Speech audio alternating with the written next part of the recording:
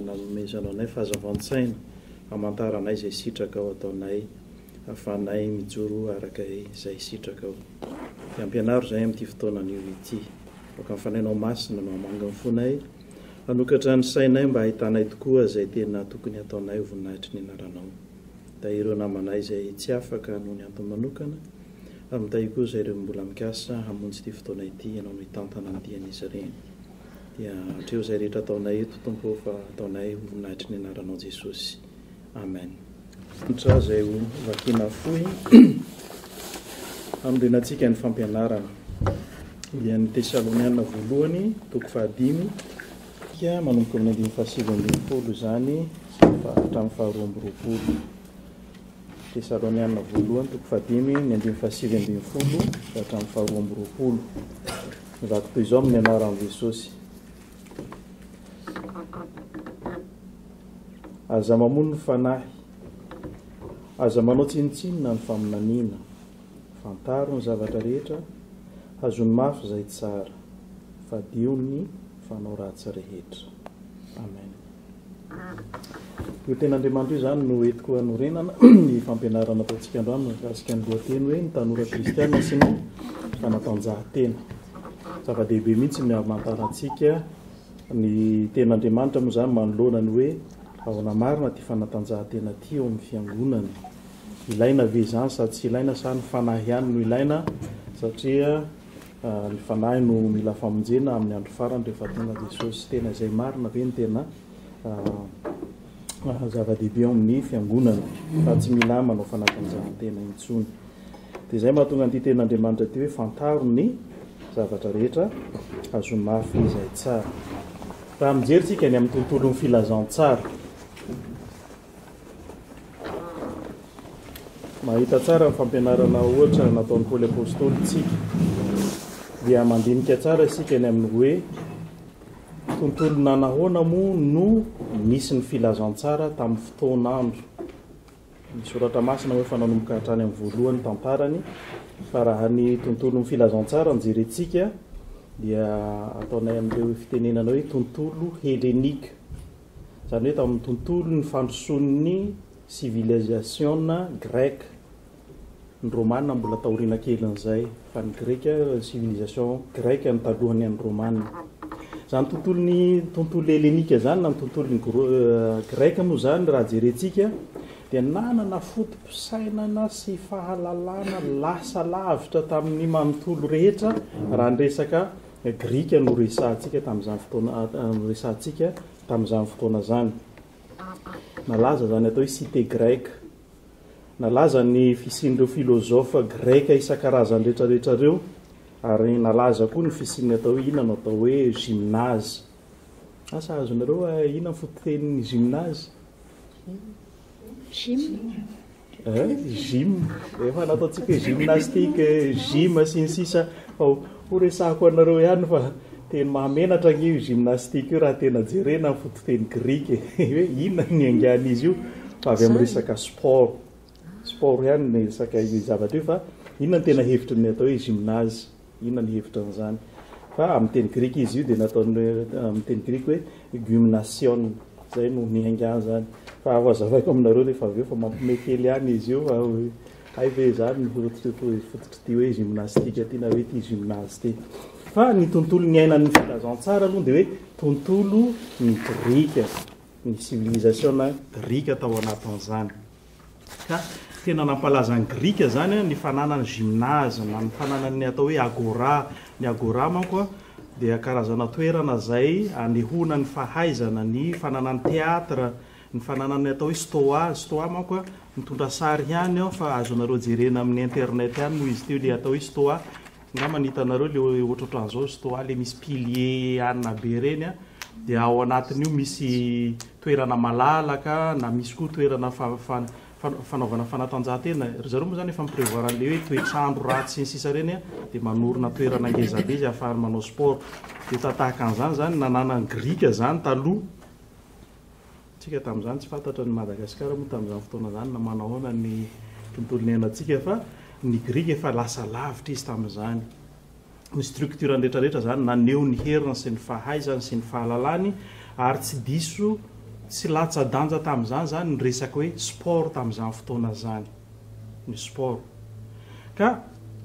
anisan'ny zavatra ny discipline efa nisy tamin'ny androndro zareo dia efa nisy ny course fihazakazaka zany efa nisy ny lancer du disque efa nisy ny saut à longueur lancer du javelot efa nisy ny lutte efa nisy le ataondry zareo pugilat zany boxe karazana boxe ary io amin'ny teny grika izy pugilat fa amin'ny teny fandikateny izy boxe ny dikany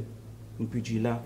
efa nanana an'izany ny grika zany zavatra ny ainany zareo zany zavatra zany ary ny toerana nanaovana azy dia natao hoe gymnase ny gymnase azavaiko amin'izay zany hoe ina moa le resaka hoe gymnase ny sport taloha zany a tamin'ny androny grika tsy mba ohatran'ny sport amin'izao hoe misy tenue de sport rehefa hoe manao hockey anao dia ohatran'izao misy ohatran'izao akanjo kasika sisisy tsy ohatran'izany ny any grika taloha fa rehefa manao sport dia miboridana be ny olona nu tena nu complètement tena hoe tena nu littéralement zany ny olona taloha ary zay ny dikany hoe gymnos amin'ny teny grika hoe nu dia avy amin'io zany ny aviany fitenenana hoe gymnase dia ny olona manao sport rehetrarehetra dia tsy misikina zany zay antony zay ny fototeny ny aviany hoe gymnastique na ny gymnase fa ho fantatritsika tsara zany fa hoe zany zavatra nampalazan'ny grika tamin'izany na izany dia nampiasain'ny grika ny voizana ny civilisation na tamin'izany fotoana zany ny satrohana tamin'izany ny amin'izao le hoe médaille atao eto fa ny talohany azy le hoe satro-boninahitra couronena ino moa zany feuille d'olive dia iny no mahatonga antsika tena tandrify tsara fomba fitenitsika malagasy hoe satrohana satro-boninahitra dia tena ahitra mihitsy moa iny zany satria anana olive iny no apetraka amin'ny olona anankiray zay mandresy ary iny ny azy ny tena voninahitra lehibe nananandry zareo Paoly apôstôly zany rehefa io resantsika amin'le hoe tontolo ny nisy ny filazantsara dia zany tontolo zany nisy azy no midiran'ny filazantsara dia Paoly apôstôly rehefa manao fampianarana izy dia maka an'ireny ho entina manazava ny fampianarany jereo nareo nge ohatra zao ny korintiana voalohany toko fahasivy mangataka antsika manjena zay korintiana voalohany toko fahasivy jereo nareo manomboka amin'ny andimy faefatra amby roapolo misy mamaky ange azafady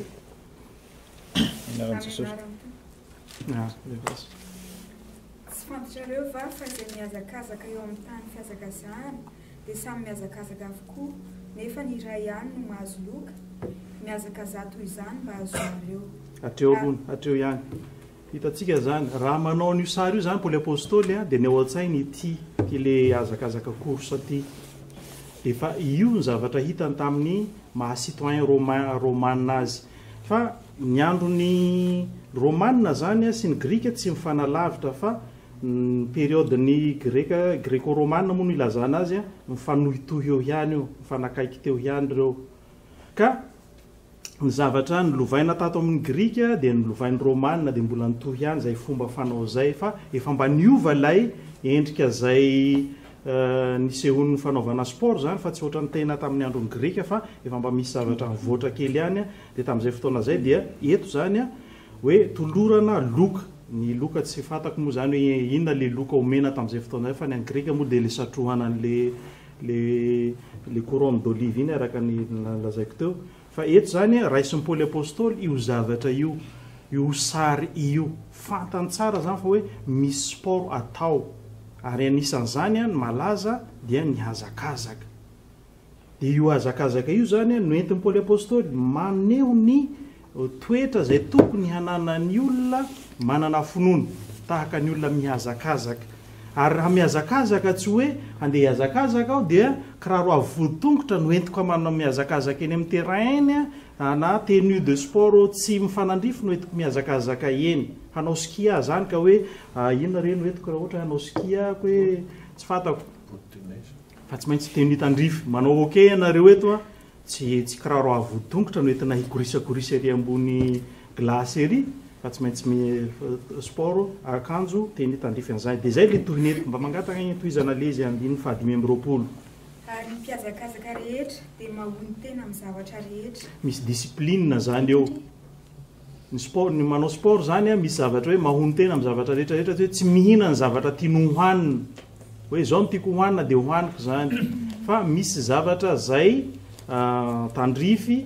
hohaniny mpanao sport fa tsy ny zavatra rehetrarehetra dia hohaniny mahony tena zany zany hoe afaka mifady zany misy zavatra fadiana ao anatin'izany eny to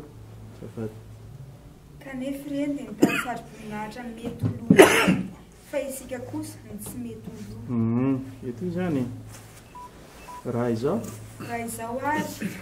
dia mihazakazaka nefa tsy toy ny manao kitoto ary mamety tondra atreo mihazakazaka fa tsy toy ny manao kitoto zany hoe tsy manao alasafay fotsiny zany olona tsy ampy entraînement andeha hiazakazaka ery tsy échauffé akory ianao zany dia andeha hiazakazaka farany ianao vonin-krampy ianao na tsy fantatra na voan'ny déchirure ny hozatra rehetrarehetra rehefa hiazakazaka ianao raha ohatra ka tsy ampy entraînement tsy maintsy ilaina ny entraînement fa raha tsy zay ianao misafoaka vetivety ianao amin'ny fiasakazany vao manao 10 mètres ianao dia efa sepotra tsy ampy entraînement ka mila le fehezantena ohatra hoe Paoly apôstôly zany ao amin'ny anankiray ny hazakazaka eto fa misy anankiray manaraka eo hitantsika eo io le pugilat io ny toyny ary mamely tondra ao nefa tsy toy ny mamely rivotra manao boxe zany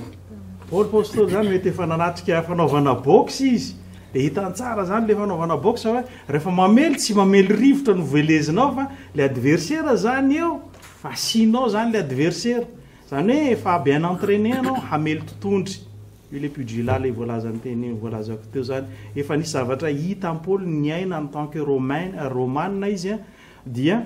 nanatrika izy dia reny zavatra reny zany istonany lesona sy fampianarana zany hoe misy importance lehibe misy zafady tompoko misy zavatra lehibe hita amin'ny Paoly apôstôly amin'ireny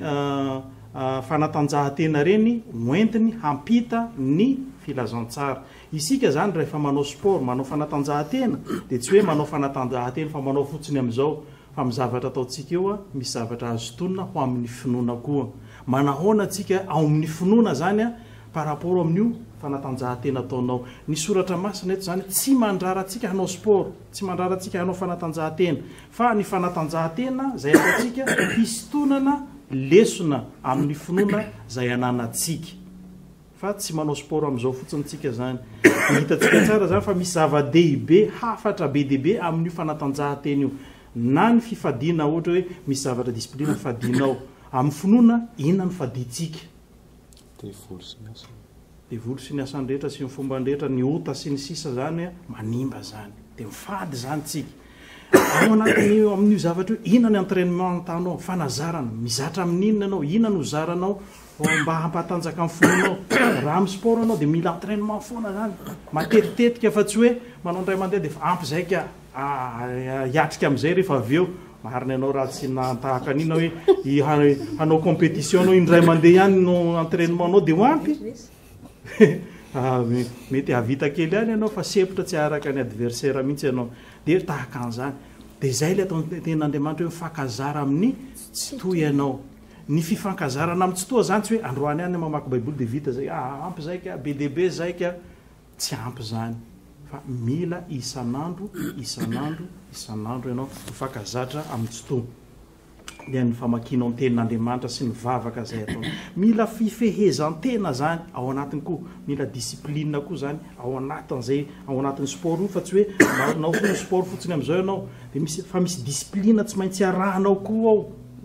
inona daholo ny discipline raha ohatra hazakazaka anao tao tsy maintsy misy réglement rahanao anatin'iny zavatra iny sy ny discipline mifehan'izany sport koa tsy maintsy ekenao koa zany de tahaka an'izay koa ny fonoatsika misy discipline koa ao misy fivoriana ohatra ataontsika hoe mivorytsika isaky ny am'izao fa rehefa ianao tsy mivory ianao ina moa zavatra hovanina eo tsisy zavatra tsisy zava-banina ao fa tsy maintsy mila an'izany rehetrarehetra zany fifehezana zany a ao anatin'izany a ao anatin'izany a raha tsy misy zay fanarahanao an'izay rehetrarehetra zay de tsisy zava-banina de sahala am'le voalazan'ny Paoly apôstôly hoe manao ka fa manao kitoatoa rehefa ohatra tsika tsy manao araka ny tokony izy de manao kitoto ka rehefa manao kitoto ianao azo antoka fa ho resy ianao zay aresy ianao de tsy hovanina ny sampana misy aonao zany satria ianao nanao kitoto saranga tsy hoany andeha indray fa ohatra mazotozoto indray de tonga indray de zay le kitoto zay fa rehefa misy ny fifehezantena mahony tena amin'ny zavatra rehetrarehetra hoe ity ny zavatra ataonay ao amin'ny fiangonana dia manao ianao fa tsy manao vazara fa vita alasafay moa fitenitsika malagasy mahazatra azy kokoa dia tsy ahavanina ninina mihitsy eo amin'ny azan'ny fiangonana ka zava-dehibe eo amintsika zany a ny zavatra sotonina amin'izany sport zany ny sport zany a dia ohatra entin'ny Paoly apôstôly manazava amintsika tsara ny fifandraisany amin'ny finoana zany eto kanefa na izany na tsy zany dia Timoty voalohany toko faefatra ahoana iny soratra masinao ny 9 azafady 1 Timothée 4:8 fa masokely ihany fampiasana ny teny fa ny toe-panaraka an'Andriamanitra no mahasoa amin'ny zavatra rehetra ka manana ny teny fikasany amin'ny fiainana ankehitriny sy ny avokoa mbola ampifandraisin'ny Paoly apôstôly daholo ny sport sy ny finoana mahasoa kely ihany izy ny fampiasantena zany hoe ilaitsika zany mampiasa tena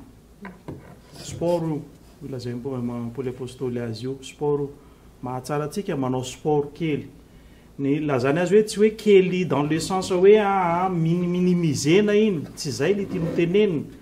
fa mahatsara atsika satria zavatra eto ambonin'ny tany ihany iny azonareo mandalo fotsiny azy zay le mahakely azy 70 taona ianao de fa 20 taona de fa mieritreritra hoe makay za zany zao zay le mahatonga azy hoe kely fa tsy ka kely hoe anoatran'izao le izy fa le fotoana iainanao eto ambonin'ny tany zany a no iainanao le sport ny sport matetika ny sport am'izao fotoana zao raha hanao foot ianao a 25 ans efa vétéran tsy zany no 25 ans efa vétéran zay le kely azonareo fa raha ianao 40 ans mbola hanao foot ataony le ina koa ty izy akoa rito ekipa efa polo taona 50 taona reto zay manko efa mametraka ny tenanao natao vétéran efa super vétéran anay de ka zay le fotoana kely amin'le sport zany zay le mahatonga hoe mahasoa kely ihany ny fanatany ny fampiasantena ka ilaitsika ny fampiasantena mampianatra ny tenin'Andriamanitra ny fampiasantena ary zay fampiasantena kely ananantsika zay isotonana zavatra be dehibe mba hahafahanao manao an'lay maharitra mandrakizay dia ny amin'ny toe-panahy araka an'Andriamanitra araka ny voalaza teo moa zany fa eto zany mampiseho atsika ny ten'Andriamanitra mampirisika atsika ny ten'Andriamanitra ny amin'izany sport zany fa ilaina zany zany fampiasantena zany fa inona no zavatra tsy maintsy ifehezantsika ny atsika kosa mampiavaka atsika ny amin'ny sportsika de io le voalazako amin'ilay tenin'Andriamanitra tary ambolohan'ny tario hoe fantaro ny zavatra rehetra zany hoe ataotsika ny zavatra rehetra ny mahasoa tazonina hazony mafy zay tsara eo zany tsy maintsy tandrematsika fantatra araka n'ilay tenin'Andriamanitra hoe fadio ny fanao ratsy zay voalaza eto zany misy sport zay manimba ny toe-panahintsika araka an'Andriamanitra ny ara-marsio sport nefa misy religion ao anatiny raha vo sport ka misy religion ka hahatonga anao hiala amin'Andriamanitra de io no mahatonga atsika hoe fadio de izay no mamehy atsika maha kristiana atsika mamehtsika mahakristianatsika ka io no fanontaniana saika napetraka hoe sport fanatanjahantena manao ona moa tena ilaitsika dia io fanatanjahantena rehetra azotsika atao fa rehefa misy zavatra kosa mitaonatsika ho amin'ny fanoherana an'Andriamanitra dia faditsika izany ary ny farany satria fatapoka ny oratsika ary ny farany dia io sport io dia tsy natao hifanohy hanimbatsika indray ny fiangonatsika. Ten'Andriamanitra mampianatra atsika hoe mahatsiarova ny andro sabata hanamasina azy. Ka sao indray ny sport indray nefa mahatonga atsika tsy hivavaka, tsy ho any am-piangonana. Amin'izay indray sika dia tsy maintsy mila mitandrina tsara amin'ny fandaminana ny programa atsika hoe ndrao le sport zay nieritretina hoe fitaizam-batana izay ampirisina mba ho fijoroana vavolombelona amin'ny zavatra ataotsika rehetrarehetra mahatonga atsika voasakana indray tsy ho any amin'ny tempolin'Andriamanitra dia amin'izay izy lasa mivaona ka na dia ho tsara le izy dia mety hanimba atsika ihany satria mitarika atsika tsy moramora hanalavitra an'Andriamanitra izany. Ten'Andriamanitra mampianatra atsika ny amin'ny aza mafohy ny fiarahantsika miangona sy ny sisa. Ny ten'Andriamanitra mampiseho atsika ny amin'ny ny fitandremana ny didin'Andriamanitra sy ny teniny kanefa raha ohatra ka ny sport ataotsika mahatonga atsika manalavitra amin'izany dia izay le mahatonga fitandremana, fampitandremana io le discipline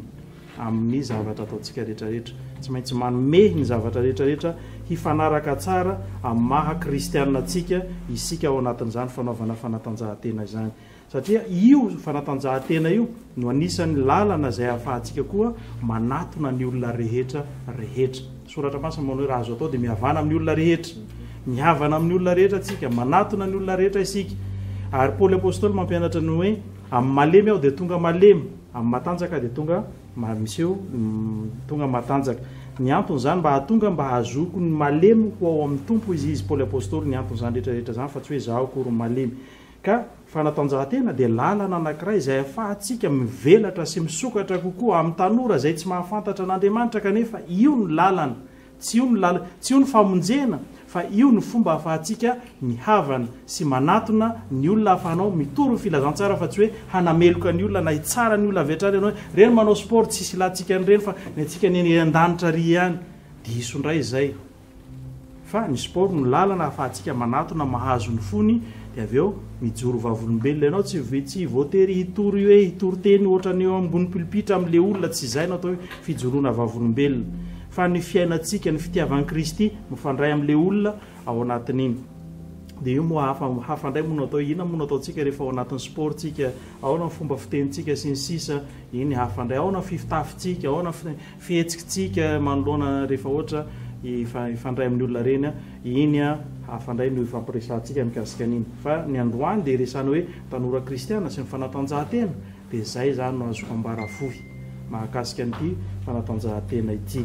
ka iveriko fa ho isan'ny zavatra tokony hotrandrahintsika ro sport rehetrarehetra izay misy fa izay efa voalazako tena amin'ny hoe inona ny fanatanjahantena manao ahoana no ataotsika dia izay mitarika atsika hanalavitra an'Andriamanitra kosa izay no faditsika satria izay no fadin'ny fiangonana dia ny devoly sy ny asany rehetra sy ny fombany rehetra izay mitaona ho amin'ny fahotana dia izay no hany faditsika. Zay nga no azoko lazaina fo mahakasika an'ity fampianarana ity fa dia engane isika mianakavy mba tsy ho kivy rehefa manao sport hoe tsy ilaina ny sport fa ny fanahy ihany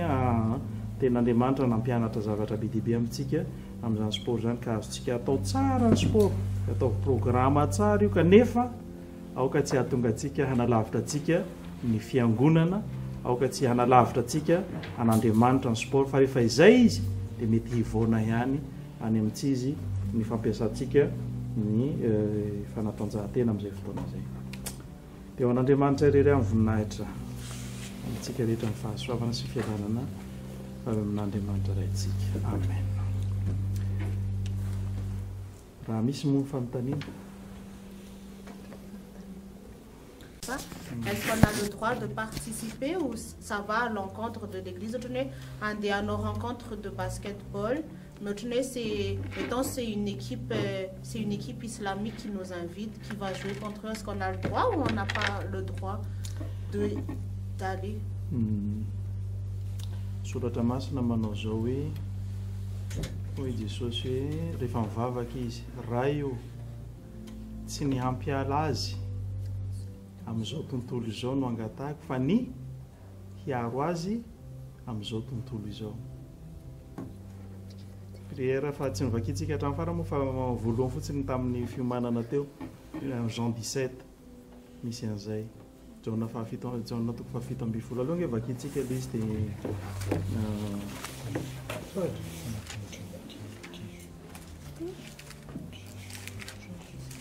Jaona toko fahafito amby folo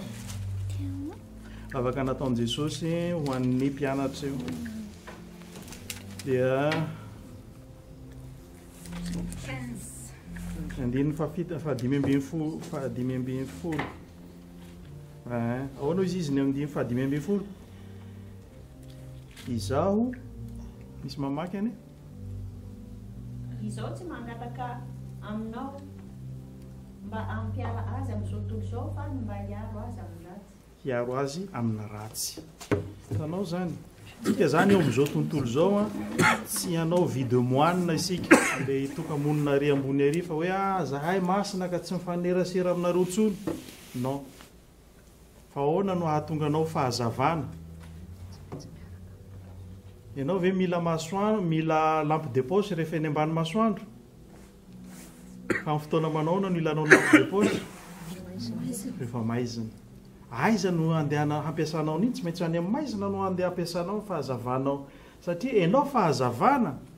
dia tsy hazava ianao raha any amin'ny mazava no mandeha fa hiditra any amin'ny maizina tahaka an'izay raha an Jesosy atsika manao zao indro aho maniraka anareo tahaka ny zanak'ondry eo ampovoany tsy maniraka anareo tahaka ny izy tsy manao hoe indro aho maniraka anareo tahaka ny zanak'ondry eo ampovoan'ny ondry tsy nanao an'izany izy fa maniraka anareo tahaka ny zanak'ondry eo ampovoan'ny ambody. Imagineo fa tsy mba hoe ondry fa zanak'ondry, mbola zanak'ondry ampovoan'ny ambody mba alavisara an-tsaina hoe ahoana no iafaran'ilay zanak'ondry. Hovira virain'ilay ondry izy ambody izy azafady hovira virain'ilay ambody izy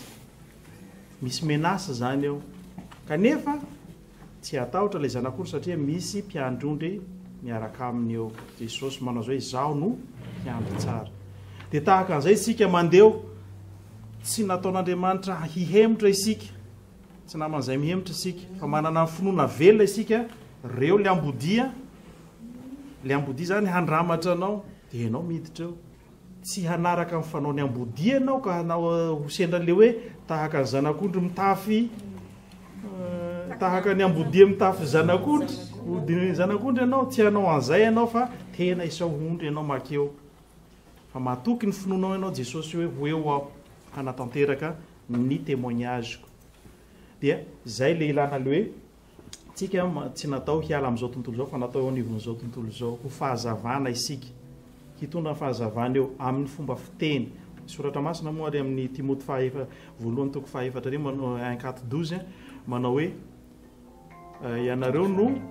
aoka ianareo fianarana ho an'ny olona rehetra moa atao ho an'ny mino moa izy dia aoka ianareo ho fianarana amin'ny fiteny, amin'ny fitondran-tena, amin'ny fitiavana. Aiza moa no anehoantsika amin'izany raha tsy mifanerasera aminy tsika ka tsy maintsy antsika no mampiseho an'izany fa tsy amintsika samitsika ato amintsika samitsika ato dia ny fifankatiavana no ilaina fa ianao ary mampiseho koa ny fitiavan'i Kristy amin'ny olona rehetra rehetra. Dia zay no antony zany ka raha misy manasa dia tokony handray anjara isika fa ilay zavatra nresahako teo foana hoe inona no faditsika raha mitaonanao ho handa an'Andriamanitra izy, raha mitaonanao tsy hivavaka izy dia ianao kosa mba mandinika tsara amin'izay fotoana izay. So dia zavatra hataony isana lahady dia iny ianao fa tsy mivavaka intsony ny tanora kristiana fa zay manao compétition ary zay manao ina koa moa misy tournoi ary misy an'izao ary isaky ny alahady farany mandritra ny taona ianao tsy hita intsony dia farany ianao mivadika ambody amin'ny tafy zanak'ondry manana endrika zanak'ondry sisa fa tsy tena zanak'ondry tsony ka zay ny ilana fitandremana fatratra zany zay zany le izy angamba masoka malina azy fa itsika raha misy manasa dia mandeha any fa ianao mila miomana tsara hoe hijoro vavolombelona amin'ny fiteny so dia manompa le olona dia hanopako ianao samy osorany reny ny menaka dia zanga matahotra dia ndraikindraiky koa mamely koa le olona dia samy hamely raha da fa mivelesiko zay hafa moa ny zavatra misy discipline ohatra amin'ny box moka misy discipline koa ianao tsy maintsy mamely aty amin'ny fa tsy hoe box tika iaro fotsiny efa box ianao dia mamely koa ianao amin'ny box zay le discipline tsiny dia arahanao le izy fa ny anjaranao fotsiny eny tsy manota zay fotsiny le izy fa matoa ianao mamiditra amin'ny box fa misy discipline iny ekenao eny fa manaraka an'izay ianao tahaka an'izay le izy eny tompoko tsisy tsony zay angamba zany mahakasika ny hoe ny sport eo anivon'ny fiangonana fa hafa indray no ataontsika manaraka ny amin'ny atao hoe ny fitondrantena ao anatin'ny fanaovana ny ino am'ty zany fanatanterana zany sport zany jerentsika indray zany zay amin'ny manaraka hoe ahoana no atao ao anatin'izay ny fitondrantenanao manokana ao anatin'izany ina daholo zavatra mety isy fa nisy ampahany resahako ihany manko teo iny manko efa mamanao baolina ihany dia mikapa ranjo ny olona sasany dia sady amely koa tady akatra ny nefa ny sport ny tena fitaizam-batana tsara indrindra ary ny fitaizanao tena ahitana ny mombanao mihitsy ny sport ny sport moa manao zay manana mila manana an'le atao ina mo esprit fair play esprit sportif mila fair play manko amin'ny teny anglisy mila manana an'le fair play ianao fa ny olona misy tsy manana an'le fair play any fa isika mbola tokony hanana isika kristiana manana ambonin'izay fair play zay tsika manana an'izay toetra amboniny mihoatra an'izay tsika ny fair play ka dia ingana isika mianakavy samy hotahin'ny tompo amin'ny andidy sy ny andraikitra amin'ny fitantanana sy fitaizana tanora ka raha misy tanora tsy mpivavaka tonga eto raiso diro izy lao izy hipetraka eo na tsy hivavaka eto izy fa atao vavanareo fa hipetraka ery zay avelao izy hoeny fa asehoinareo ny maha zanak'Andriamanitra nareo amin'ny fandraisana ny olona rehetrarehetra aza malaky mitsara olona tsika ary aza malaky manameloka olona tsika fa ny anjarantsika tsy mitsara fa ny anjarantsika manambara ny filazantsara no asantsika dia izay no missiontsika tanora manoloana andreo tanora maro izay mbola tsy ao anatin'ny fanjakan'Andriamanitra dia ho tahin'ny tompo isika mianakavy tokoa an'Andriamanitra iray amin'nahitra amen